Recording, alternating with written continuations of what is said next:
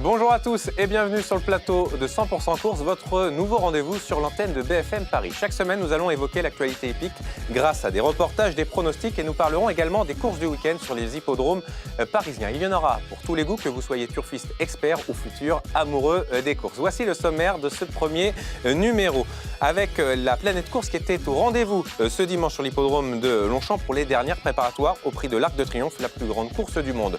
Au galop, non loin de là, dans le 17e arrondissement de Paris, se trouve le Torricelli, un point de vente géré par un amoureux des courses. C'est notre portrait de la semaine. Nous irons, comme promis, dans les coulisses de l'entraînement des trotteurs à Grosbois, dans le Val-de-Marne, pour vous présenter cet endroit si singulier, si particulier, avant d'aller sur les hippodromes parisiens ce week-end pour deux réunions à suivre. L'hippodrome de Saint-Cloud en vedette samedi avec une réunion placée sous le signe de la famille. Et puis dimanche, les trotteurs avec des temps forts, notamment sur l'hippodrome de Vincennes. Je n'en dis pas plus pour le moment. Nous allons revenir sur ce qui s'est passé récemment à Longchamp. C'est l'heure du magnéto, l'heure du résultat des courses.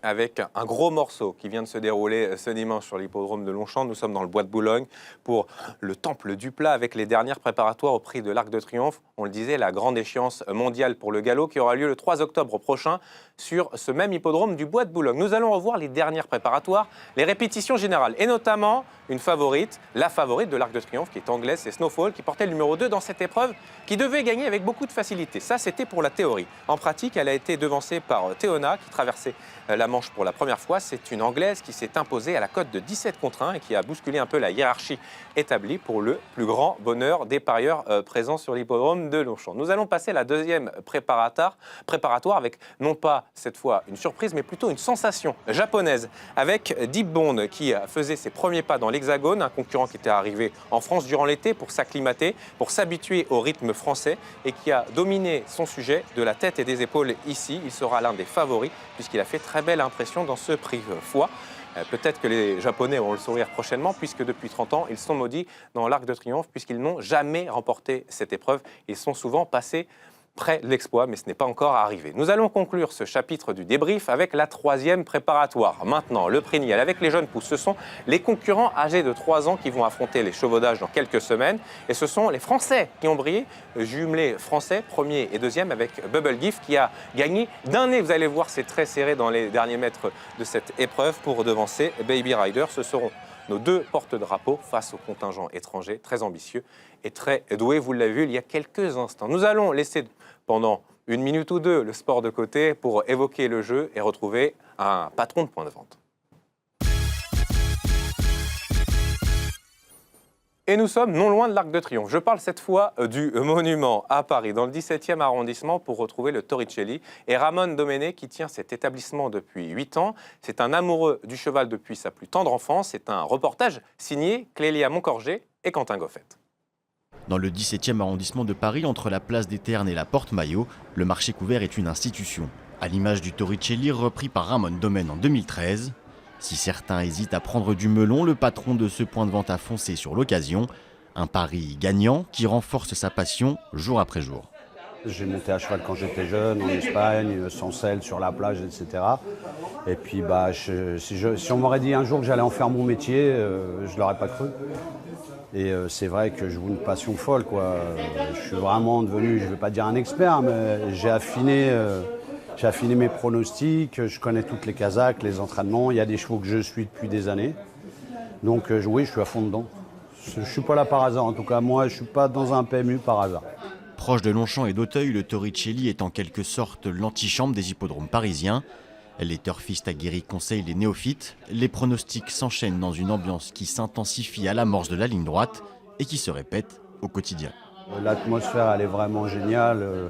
Ça rigole, ça joue, ça se défie.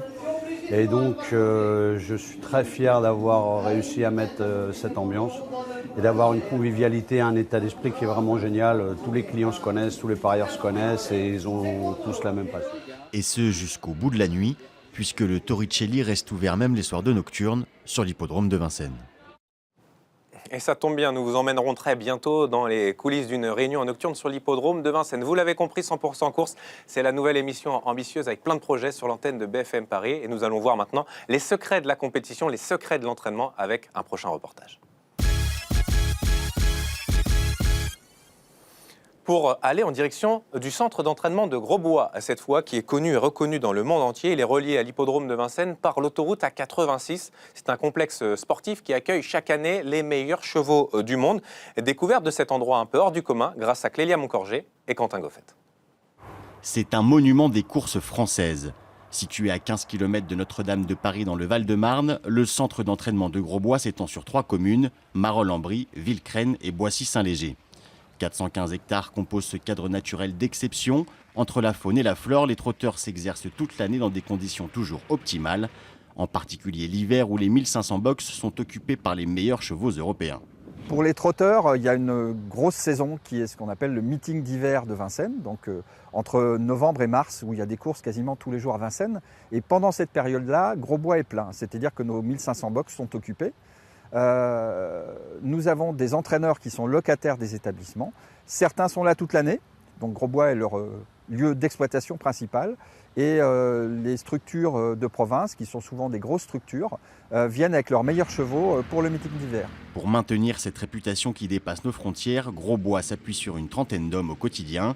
Gestion des pistes, lutte contre le gel et les fortes pluies, protection de l'environnement, rien n'est laissé au hasard. Les athlètes de haut niveau disposent d'une structure de pointe à proximité de l'hippodrome de Vincennes, surnommé le Temple du Trot. Ils peuvent ainsi varier leur entraînement et s'adapter entre les courses. Là, vous avez un anneau de 1,5 km. À côté, une piste d'1 km. Derrière moi, il y a encore une autre piste qui est fermée l'été, mais ouverte l'hiver de 1 km. Dans le bois, il y a 2 lignes droites de 1700 mètres le long des murs.